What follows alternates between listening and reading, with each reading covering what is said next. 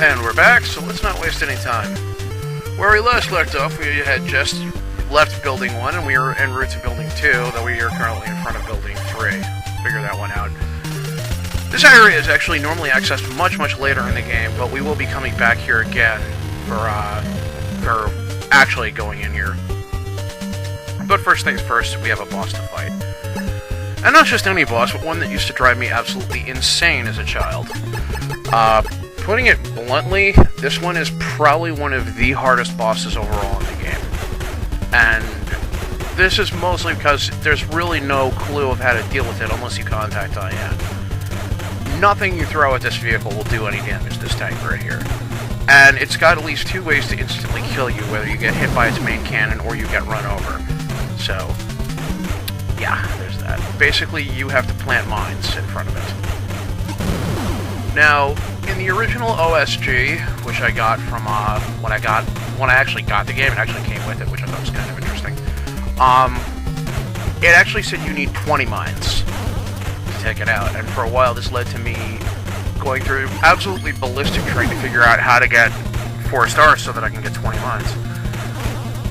But there is no way to get 4 stars on those 20 mines, so at some point or other I figured, screw it, I'll give this a shot, and lo and behold, I wound up killing it.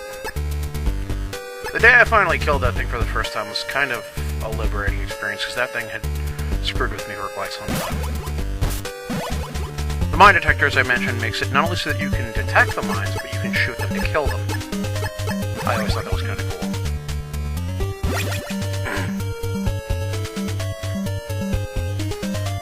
This supply truck gets a workout because it's squarely between 3 different buildings.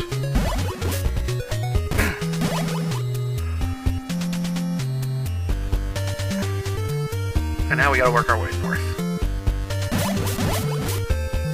This is the biggest of the minefields, and I think it's honestly the only one that's really, like, ridiculously obvious that's outside.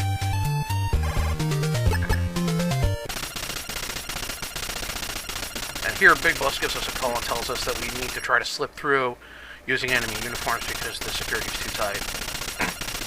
And ironically, this is actually accurate, and this is the only time in the game that the uniform is actually used. In the original MSX version, the uniform also doubled as a cardboard box, where if you weren't moving with it, and you were far enough away, the enemies would actually leave you alone, or so I've read. But in the NES version, the only thing it does is basically prevents them from it doesn't cause them to not attack on sight here, and allows you to open that door as if it was a card gate. And we're not beating around the bush on this one. We're already in Building 2, and we're already about to attack another boss. Unfortunately, our communications right now are being jammed. I'll get more on that in a bit. So, you have to basically play trial and error on this boss before it runs you over and kills you. And the bull tank's dead. Only vulnerable to grenades, that one. It won't be damaged by anything else. And we're about to use the goggles, and this will finally let you see these beams. Normally they're invisible.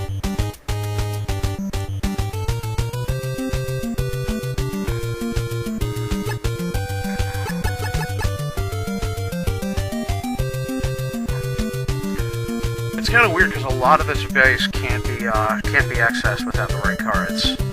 And card 2 is critical, actually, for the early areas. This is water. Water is generally not that dangerous, but the deep water, if you go into it, you take damage because you can't breathe in it. Now, if you try to use the transceiver here, you get no signal. But when you pick up the antenna, it boosts the signal, allowing you to overpower the jamming and actually talk. This is actually kind of interesting because Big Boss actually gives you some incorrect information here. He says that was jamming the communications. That's actually a mistranslation. He's actually saying the enemy was jamming our communications, but with the signal boosted from the antenna, we can actually, we can communicate.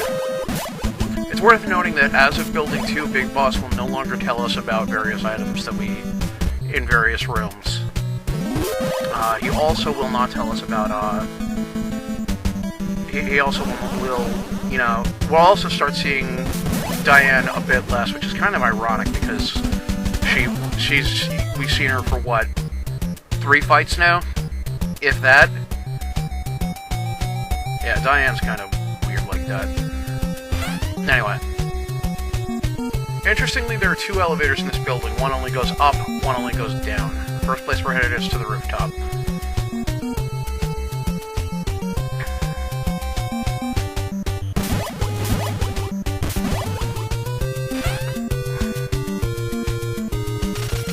There we have another prisoner that we can free. And he tells us that Dr. Petrovich is on the second floor. So yeah, he is in this building someplace apparently.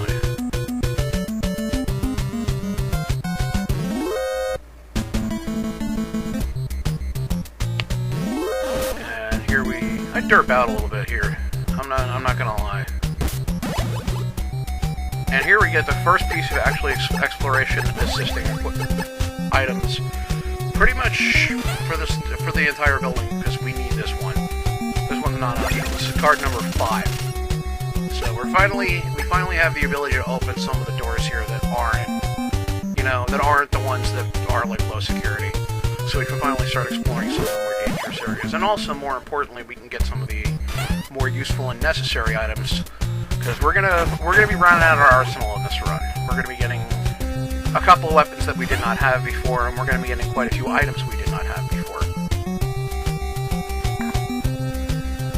So here we head down to the first floor, not the second, but the first floor. The reason why is the second has a large number of doors that can only be unlocked with card 6, which we don't have yet.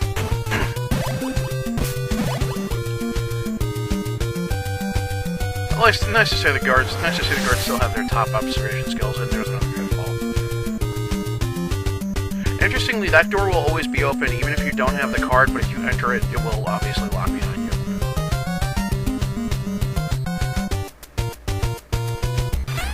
I'm choosing to go here because it's a very useful supply room, and this is one of the rare areas that you can restock rations. These rooms start becoming increasingly rare as we approach the end game. So it helps to remember where all the supply rooms are.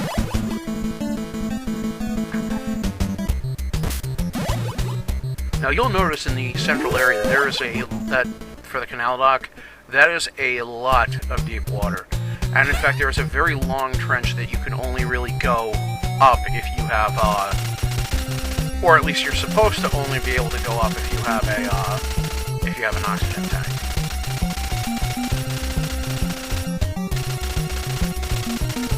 This guy tells us that to get to Building 3, you can cross the far end of the block. And that's true, but he's not referring to the canal dock. He's actually referring to that area directly on the other side. The north door from there is actually locked by card 7, and we will only get that after an upcoming boss. The one he referred to simply as Arnold. That one was originally called Bloody Brad, according to most of the retranslations. Again, Kojima was a big fan of action movies, so he was originally in. It's interesting to note this is a graphic glitch that, you can still float on the surface of the water with the cardboard box, but the cardboard box will not protect you from drowning damage.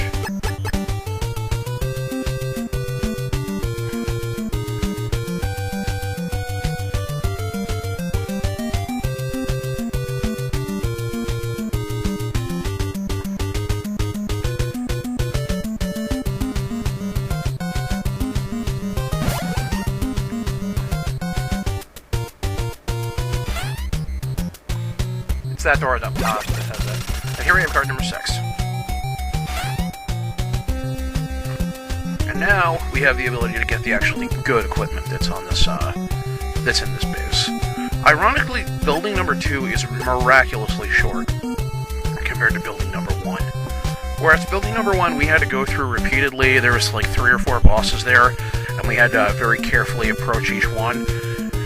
Building number 2 is really only one boss, and for the most part, it's just a get everything, find out where you have to go next, and be on your way. It's that sort of thing. It's interesting to note that if you just keep heading left from the second that you enter this room, you will never get tagged by that one sensor, so very useful. Found that out by accident, actually. The guards here have pretty poor observation skills, so take advantage.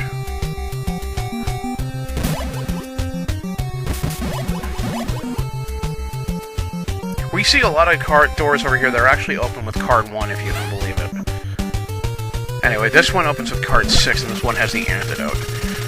This is a necessary item, and it's usable, but it has unlimited doses. Basically, much later on, you can encounter enemies which are poisonous. These poisonous enemies, when they damage you, will continue to cause you to take damage over time. The poison will keep going until you're dead. No exceptions unless you use the antidote. Also, that door opens by card 1, and this is Bloody Brad, aka Arnold. These guys are assholes and arguably one of the most annoying enemies in the game. They are vulnerable to only one weapon, and that's the rocket launcher, which we will be getting, thankfully, shortly.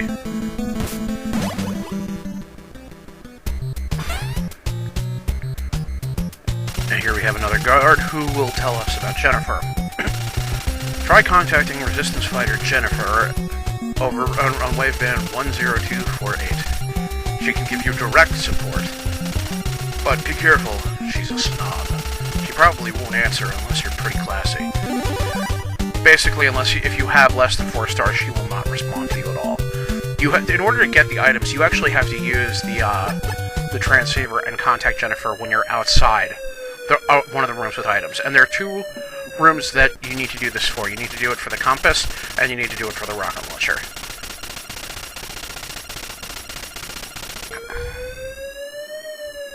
If you enter the room without having contacted Jennifer, there won't be anything in there.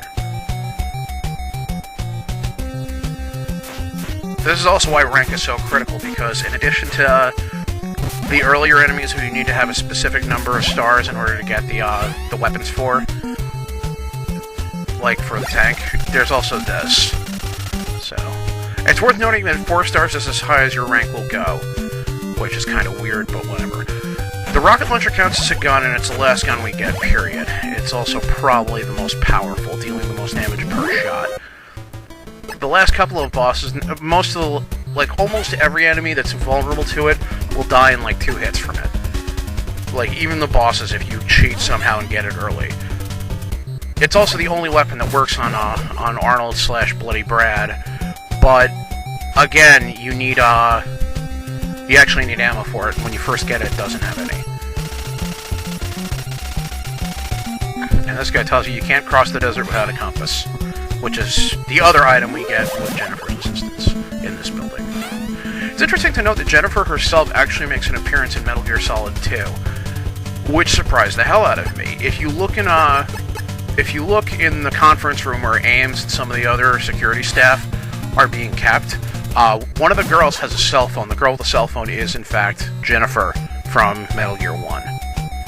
A little bit of a reference right there, and kind of surprised me when I read about that, but yeah, it's her. So, kudos. She was originally supposed to have a bit of a more obvious cameo than that, but yeah, she is apparently there.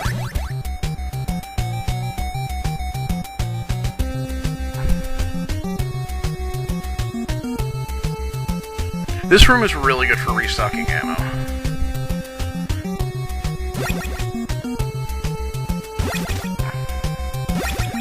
Now that we have 4 stars, our max ammo count is 250. Also, we're going to use the transceiver trick to restock the ammo quicker.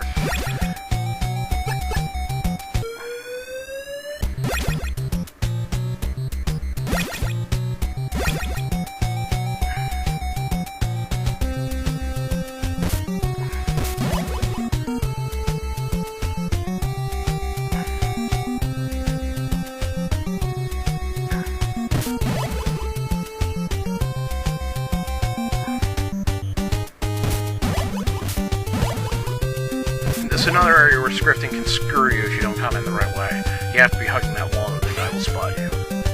And here's where Petr Petrovich is, or where he appears to be. This is actually a trap, and though I didn't do the text dialogue correctly. You can shoot him there, and then there's no penalty. Ironically, you can actually save this fake Petrovich using the glitch I mentioned with the ceiling pit. The real Dr. Petrovich is in building number 5. Die, Foxhound! Transceiver, and the pit closes, and you can actually rescue this guy now. And if you come back in, he won't be there anymore. It doesn't count towards your total, but it's kind of funny to find out that you can indeed save the fake.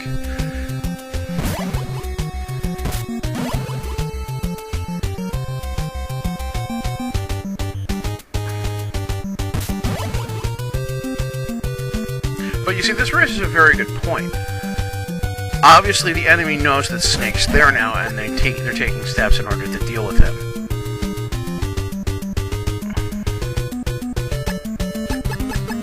Alright, card one. Get that rocket launcher ready. It's an RPG-7.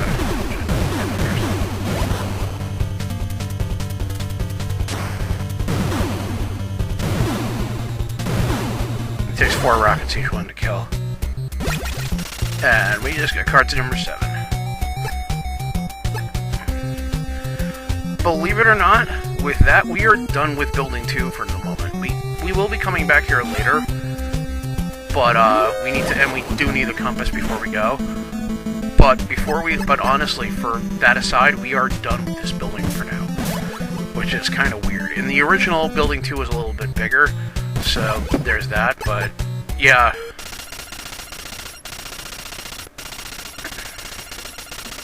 Jennifer here, I've got a compass for you. I love you, Ingrish, so much. Again, if you enter here without if you don't have 4 stars, Jennifer won't contact you. And if you enter into the room without having contacted Jennifer first, you can't get the compass. The room will just be empty. This actually caught my friend Mercenary Cobra 1 quite a few times, actually, when he was playing it. I think he was playing the Commodore 64 release, though. Which, from what I've been told, is actually pretty good. I have no way of confirming or denying if that is in fact true, however.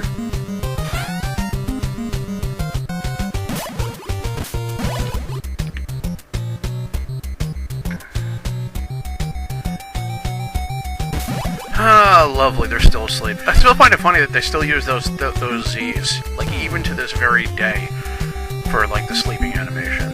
It's a very clever little reference. Alright, now we gotta make sure we... I don't know if this one's card key locked or not. I think it opens with card 5 anyway, but I don't want to take the risk. Not when there's instant death traps on the line.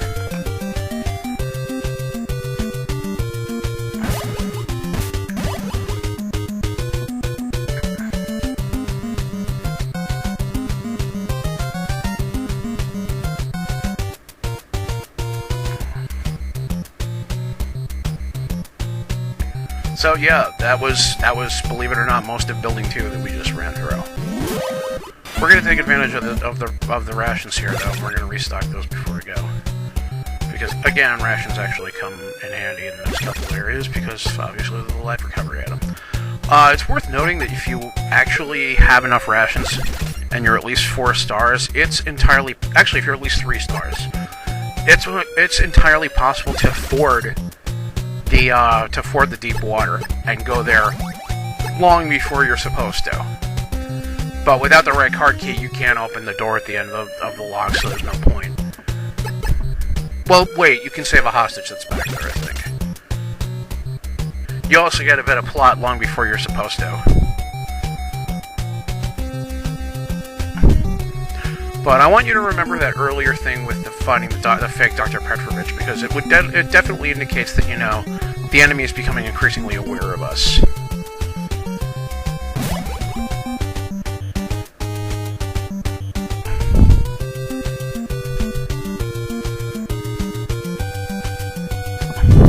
We're now going to do what that prisoner suggested and head to the next area.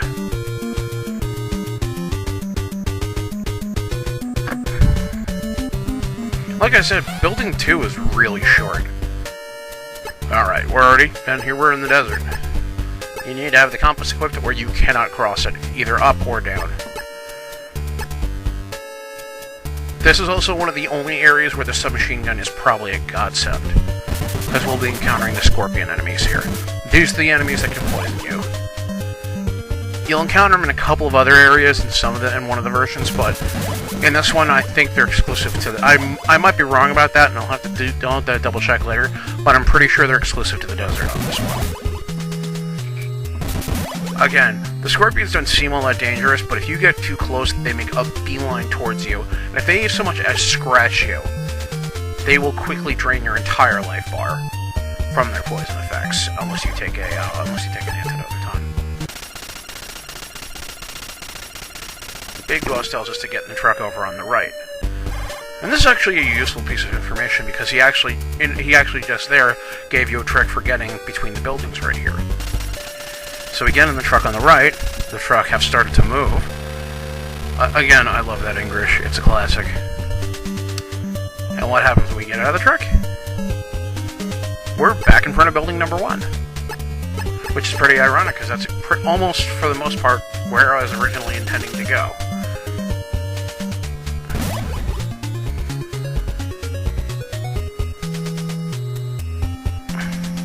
If you take this truck here, it will lead you back to the very first starting jungle area, which is where we started. So there's no area that's permanently sealed off to you in the original Metal Gear once you leave. This encourages you to backtrack. It's also worth noting that if you die outside of a building, your starting area will either be in front of building 2 or all the way back at that start point in the jungle. So this is something I could only get away with in the NES days with I'm going to go through this way and come in this way. Sort of area where it sort of bends space around itself. And we're back at building 7. Or building, I think it's building 5 actually. 5? Building 4 or 5, I forget which. I think, it's building 4. It's definitely building 4. And this is where we're gonna wrap up. Stay tuned for next episode, where, God willing, we're gonna wrap this game up proper.